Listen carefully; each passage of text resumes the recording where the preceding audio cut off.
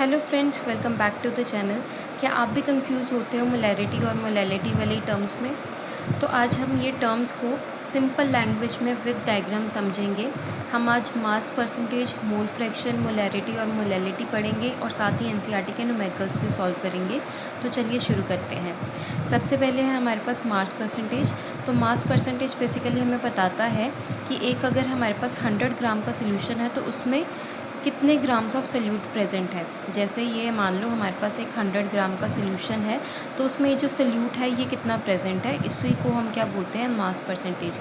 इसका फॉर्मूला क्या होता है, mass percent is equal to mass of solute divided by mass of solution multiply by 100। इसको हम हमेशा परसेंटेज की फॉर्म में निकालते हैं।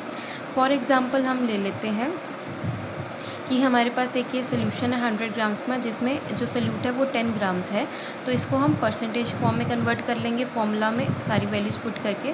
मास ऑफ सोल्यूट कितना है, 10 ग्राम्स। मास ऑफ सोल्यूशन क्या है, 90 प्लस 10 क्या हो गया, 100। तो ये हमेशा 100 ग्राम ही होगा, मल्टीप्लाई बाय 100। सो इसको सॉल्व करके हमारे पास क्या आ जाएगा, 10%। 100 से 100 कट गया तो टोटल मास परसेंट हमारे पास कितना आ गया, 10%। इसमें आपको ये चीज़ हमेशा याद रखनी है कि जो डिनोमिनेटर में हम हमेशा मास ऑफ सोल्यूशन लेते हैं, जो कि सोल्यूट और सॉल्वेंट का एडिशन होता है। बच्चे इसमें मोस्टली गलती कर देते हैं कि सॉल्वेंट का मास ले लेते हैं, तो आपको ये चीज़ ज़रूर याद रखनी है। नेक्स्ट हमारे पास आ जाता है मोल फ्रैक्शन। तो मोल फ्रैक्शन क्या बताता है, it tells the fraction of moles of a component in the total moles of all components. कि अगर हमारे पास टोटल नंबर ऑफ़ मोल्स हैं, ये सारे मोल्स का अगर हम टोटल निकाल लें तो उसमें हम एक कंपोनेंट का मोल निकाल सकते हैं। जैसे हमारे पास एक ये सॉल्यूशन है जिसमें एक ए कंपाउंड है और एक बी कंपोनेंट है। तो इसमें अगर हमें बताना है कि मोल्स ऑफ़ ए कितने हैं या मोल्स ऑफ़ बी कितने हैं, तो उसके लिए हम मोल फ्रैक्शन का यूज़ करते हैं। तो फॉर एग्ज़ाम्पल पहले हम इसका फॉर्मूला देख लेते हैं। अगर हमें ए के मोल्स निकालने हैं तो उसका फॉर्मूला क्या होगा, moles of A upon mole fraction of, अगर हमें ए निकालनी है तो उसके लिए फॉर्मूला क्या होगा, moles of A upon total number of moles. Similarly अगर हमें बी के मोल फ्रैक्शन निकालनी है तो moles of B upon total number of moles. इसको भी हम एग्जांपल के थ्रू समझ लेते हैं। मान लो अगर हमें मोल्स ऑफ़ ए गिवन है 2 और मोल्स ऑफ़ बी गिवन है 3, तो टोटल मोल कितने हो गए हमारे पास, 2 + 3 5। तो अगर हमें ये ए की मोल फ्रैक्शन निकालनी है तो नंबर ऑफ़ मोल्स ऑफ़ ए वो कितने हैं, 2, और टोटल नंबर ऑफ़ मोल्स मतलब 2 + 3 5। इसको सॉल्व करके आ जाएगा हमारे पास 0.4। उसी तरह से हम बी के भी निकाल सकते हैं और ये हमारे पास आ गया 0.6। और आपको इसमें ये हमेशा याद रखना है कि दोनों की जो मोल फ्रैक्शन होगी उनका जो सम होगा वो हमेशा 1 के इक्वल होगा। ये आपसे एग्ज़ाम में भी पूछा जाता है। नेक्स्ट हम बात करते हैं मोलैरिटी की। It tells the number of moles of solute present in 1 litre of solution. तो मोलैरिटी क्या बताता है कि अगर हमारे पास 1 लीटर का सोल्यूशन है तो उसमें सोल्यूट के कितने मोल्स हैं। इसका फॉर्मूला क्या है, इसको हम कैपिटल एम से रिप्रेजेंट करते हैं, moles of solute divided by volume of solution, और इसमें वॉल्यूम जो है वो हम लीटर्स में लेते हैं।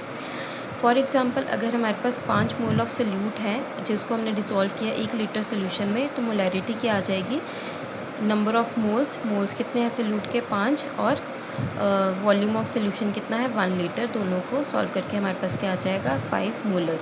तो ये हमारे पास आ गई मोलैरिटी। अब मोलैरिटी में एक डाइल्यूशन का कॉन्सेप्ट बहुत इंपॉर्टेंट है। तो इसमें क्या है हमारे पास, when a solution is diluted moles of solute remain same but the volume increases so concentration decreases. जब भी हम सोल्यूशन को डाइल्यूट करते हैं मतलब हम उसमें वाटर ऐड कर देते हैं, तो उसमें जो सोल्यूट के जो मोल्स हैं वो तो सेम रहते हैं लेकिन वॉल्यूम इंक्रीज़ हो जाता है। ऑब्वियसली जब हमने इस सोल्यूशन में पानी डाला तो उसका वॉल्यूम तो इंक्रीज़ हो गया सोल्यूशन का, लेकिन कंसंट्रेशन डिक्रीज़ हो जाती है। आप यहाँ से समझ सकते हो, जैसे हमारे पास ये एक सोल्यूशन था जिसमें कुछ सोल्यूट मिक्स है, तो अब यहाँ पे सोल्यूट की जो मात्रा है वो काफ़ी ज़्यादा है, ठीक है। ये हमारे पास क्या हो गया, हाई मोलर सोल्यूशन। जब हमने इस सोल्यूशन में वाटर ऐड कर दिया तो वाटर की क्वांटिटी इंक्रीज़ होने से सोल्यूशन एक तो हमारा डाइल्यूट हो गया, ऊपर से हमारा वॉल्यूम भी इंक्रीज़ हो गया, लेकिन जो हमारे नंबर ऑफ़ जो मोल्स थे सोल्यूट के वो हमारे सेम रहे, लेकिन इस ओवरऑल कंसंट्रेशन इसकी जो मोलैरिटी है वो डिक्रीज़ हो गई। तो इस केस में अगर हमारे पास इसके रिगार्डिंग कोई न्यूमेरिकल आ जाए तो उसमें हम फॉर्मूला क्या यूज़ करते हैं, M1V1 is equal to M2V2, जहाँ पे M1V1 क्या है, इनिशियल मोलैरिटी और वॉल्यूम, और M2V2 क्या है, फाइनल मोलैरिटी और वॉल्यूम। ठीक है, ये इनिशियल हो गया इसका और इसका हो गया फाइनल। नेक्स्ट हम बात करते हैं मोलैलिटी की।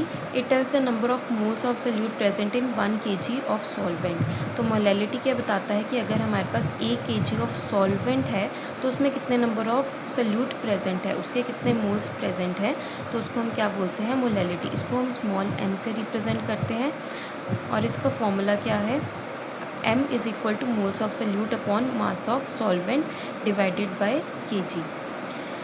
डायग्राम में अगर हम देखें तो हमारे पास अगर ये 1 kg ऑफ सॉल्वेंट है तो उसमें कितने मोल्स ऑफ सोल्यूट हैं, उसको हम क्या बोलते हैं, मोलैलिटी। एग्जांपल के तौर पे if 4 moles of solute are dissolved in 1 kg of solvent, अगर हमने 1 kg ऑफ सॉल्वेंट लिया और इसमें 4 मोल ऑफ सोल्यूट डिसॉल्व कर दिए तो मोलैलिटी कितनी होगी, moles of solute upon mass of solvent, 4/1 कितना आ गया, 4 मोलल। इसमें भी आपको कुछ पॉइंट्स याद रखने हैं कि जो मोलैलिटी है वो हमेशा जो मास ऑफ सॉल्वेंट है उसके ऊपर डिपेंड करती है, ना कि इसके वॉल्यूम के ऊपर। ठीक है जी, मोलैलिटी सिर्फ मास ऑफ सॉल्वेंट पे डिपेंड करती है, इसके वॉल्यूम पे नहीं डिपेंड करती है। जो हमने सोल्यूशन लिया उसके वॉल्यूम पे डिपेंड नहीं करती है, और ये टेम्परेचर के साथ चेंज भी नहीं होती है। फॉर एग्ज़ाम्पल कि अगर हमारे पास 25 डिग्री पे सेल्सियस पे ये सोल्यूशन था तो एट 75 डिग्रीज़ भी हमारे पास जो मोलैलिटी होगी वो सेम ही रहेगी। अब ये कुछ आप याद रख सकते हो कंपैरिजन, सिंपल इजी तरीके से जो आपको याद रहे। तो अगर मास परसेंट है तो मास परसेंट हमेशा मास ऑफ सोल्यूशन पे डिपेंड करता है और इसका यूनिट हम इसको हमेशा परसेंटेज में लिखते हैं। मोल फ्रैक्शन जो है इसको हम एक्स से डिनोट करते हैं और ये डिपेंड करता है टोटल नंबर ऑफ़ मोल्स के ऊपर और इसका कोई यूनिट नहीं होता है। जो मोलैरिटी होती है उसको हम कैपिटल M से रिप्रेजेंट करते हैं और ये वॉल्यूम ऑफ सोल्यूशन पे डिपेंड करता है और इसका यूनिट क्या होता है, मोल पर लीटर, या फिर आप कैपिटल M भी लिख सकते हो। और जो मोलैलिटी है उसको हम स्मॉल m से रिप्रेजेंट करते हैं। इसका ये किसके ऊपर डिपेंड करती है, मास ऑफ द सॉल्वेंट पे, और इसका जो यूनिट है वो क्या है, मोल पर kg, और इसको हम रिप्रेजेंट करते हैं स्मॉल m से। So mass of solution, total moles, volume of solution और मास ऑफ सॉल्वेंट। अब नेक्स्ट हम बात करते हैं कुछ NCERT के न्यूमेरिकल्स की। सो फर्स्ट न्यूमेरिकल है हमारे पास, a solution is prepared by adding 2 gram of substance A to 18 grams of water, find the mass percent of solute. तो जो हमने फर्स्ट डिस्कस किया था मास परसेंट का फॉर्मूला क्या होता है, mass of solute upon mass of solution multiply by 100। सो सबसे पहले हम गिवन लिख लेते हैं। गिवन में हमें क्या है, एक तो सोल्यूट गिवन है जिसको A से प्रेजेंट किया गया है और उसका कितना मास गिवन है, 2 ग्राम्स। सेकंड हमें मास ऑफ वाटर गिवन है, वो कितना है, 18 ग्राम्स। तो हम सोल्यूशन का फाइंड आउट कर लेते हैं। तो सोल्यूशन का कितना हो गया, 2 + 18, तो वो कितना हो गया हमारे पास 20 ग्राम्स। तो मास परसेंट का फॉर्मूला लगा लेंगे, मास ऑफ सोल्यूट कितना है, 2 grams, upon mass of solution वो कितना है हमारे पास 20 ग्राम्स, मल्टीप्लाई बाय 100। इसको हम सॉल्व कर लेंगे तो हमारे पास आंसर क्या आ जाएगा, 10%। अब इसमें आपको, जैसे मैंने पहले भी बताया, आपको ये चीज़ याद रखनी है कि यहाँ पे हम नीचे मास ऑफ सोल्यूशन लेते हैं। बच्चे हमेशा गलती कर देते हैं कि सिर्फ यहाँ पे वाटर का अकेले का 18 ग्राम्स लिख देंगे। इन दोनों को हमेशा सोल्यूट और जो हमारा सॉल्वेंट है उसको ऐड करके टोटल सोल्यूशन का ही हम यहाँ पे मास लेते हैं। सो ये चीज़ आपको याद रखनी है। नेक्स्ट न्यूमेरिकल देख लेते हैं। ये बेसिकली मोलैरिटी का जो भी हमने डाइल्यूशन टॉपिक डिस्कस किया उसके रिलेटेड न्यूमेरिकल है। How much volume of 1 molar NaOH solution is needed to prepare 200 ml of 0.2 molar NaOH solution. So basically हमें बोला गया है कि अगर हमें 200 ml का 0.2 मोलर NaOH सोल्यूशन बनाना है तो उसके लिए हमें ये 1 मोलर NaOH सोल्यूशन कितना चाहिए होगा। तो सबसे पहले हम गिवन लिख लेते हैं। सो हमें यहाँ पे एक तो 2 मोलैरिटीज़ गिवन है और एक वॉल्यूम गिवन है। सो सबसे पहले हम m1 मान लेते हैं कि 1 मोलर, ये कॉन्सेंट्रेटेड सोल्यूशन है। आप जो अभी हमने डायग्राम्स डिस्कस की उनको आप दिमाग में रखो तो आपको ये न्यूमेरिकल्स बहुत ईजी लगेंगे। तो उसमें भी हमने 2 डायग्राम्स बनाई थी, कॉन्सेंट्रेटेड और डाइल्यूटेड सोल्यूशन, उसको आप दिमाग में रखो तो आपको बहुत ईजी लगेगा। तो m1 हमने ले लिया 1 मोलर सोल्यूशन जो कि कॉन्सेंट्रेटेड है, फर्स्ट केस हमारा, और m2 हमने ले लिया 0.2 मोलर जो कि हमारा डाइल्यूटेड सोल्यूशन है जब हमने वाटर ऐड कर दिया।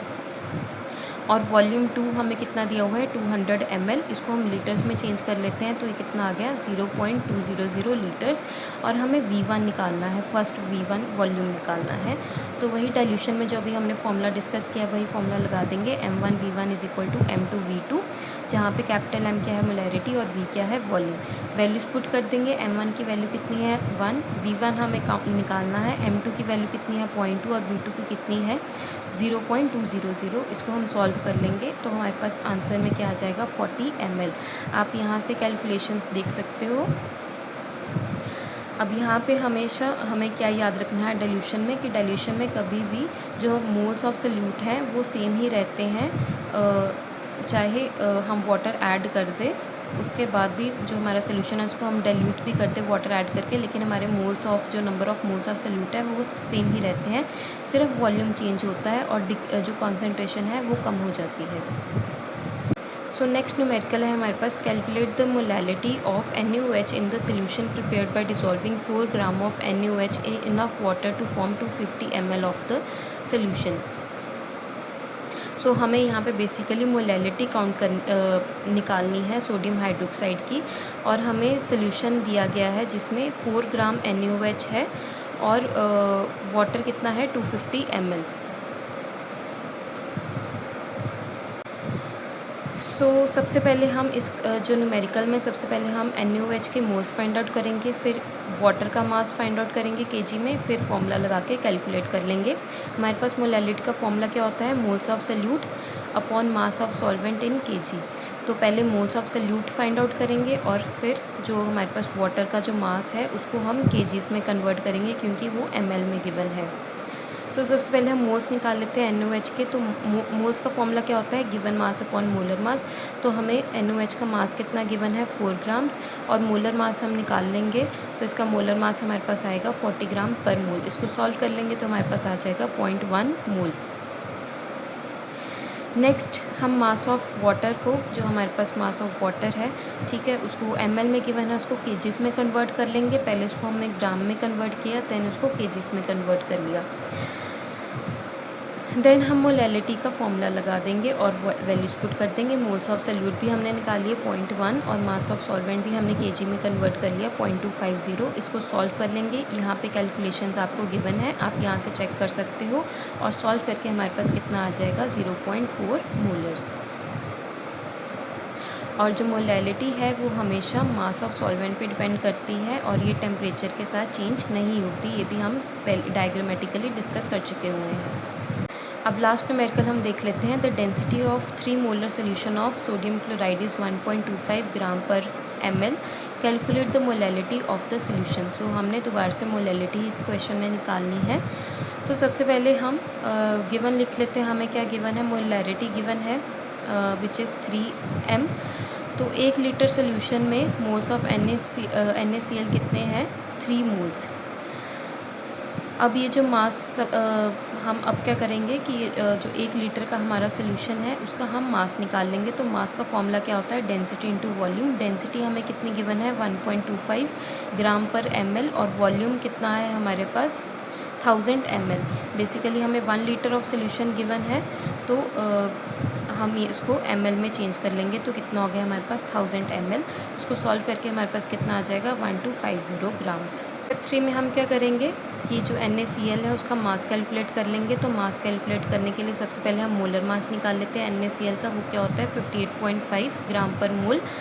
सो मास NaCl का कितना आ जाएगा 3 into 58.5 which is 175.5 grams. Next हम निकाल लेते हैं मास ऑफ वाटर। तो मास ऑफ वाटर हमारे पास कितना आ जाएगा 1250 ग्राम्स माइनस 175.5 ग्राम्स। बेसिकली जो मास ऑफ NaCl था और जो पीछे हमने मास ऑफ सोल्यूशन निकाला तो उन दोनों को हमने माइनस करके हमारे पास क्या आ जाएगा, मास ऑफ वाटर। तो वो हमारे पास कितना आ गया, 1.0745 kgs। अब हम मोलैलिटी का फॉर्मूला अप्लाई कर देंगे। हमारे पास मोल्स ऑफ सल्यूट भी हैं और मास ऑफ सॉल्वेंट भी है। वैल्यूज़ पुट कर देंगे। मोल्स ऑफ सल्यूट कितने दिए गए हैं हमें, 3 मोल्स, और मास ऑफ सॉल्वेंट हमने केजी में निकाल लिया। इसको सॉल्व कर लेंगे, कैलकुलेशंस यहाँ पे गिवन है। सो हमारे पास आंसर, फाइनल आंसर कितना आ जाएगा, 2.79 मोलर इज़ द आंसर।